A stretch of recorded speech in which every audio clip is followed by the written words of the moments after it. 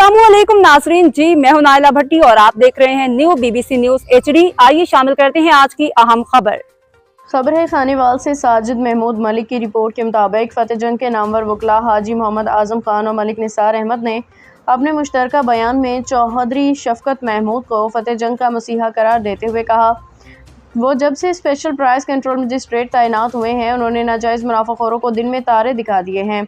फतेह जंग में कानून के रेट बहाल है, जबकि माफिया के खिलाफ सख्त इकदाम उठाए, नाजायज़ मुनाफाखोरों को भारी जुर्माने आयद करने के साथ खिलाफ FIR भी दर्ज करवाएं। गैर मियारी अशिया खुर्दनोश फरोख्त करने वाले अनासर को भी आड़े हाथों लिया। सख्त इकदाम से मसनूई महंगाई के जिन के बोतल से बाहर नहीं निकले दिया।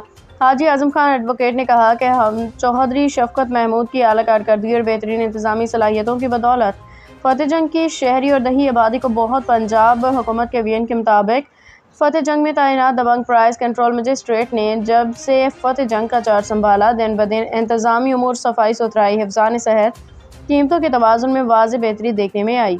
उन्होंने दिन रात रोज़ाना के बुनियाद पर अंत तक मेहनत की और कई मुनाफाखोरों को उनके अंजाम तक पहुँचाया। अब तक के लिए इतना ही। मज़ीद खबरों और अपडेट्स के लिए देखते रहें न्यू BBC न्यूज HD।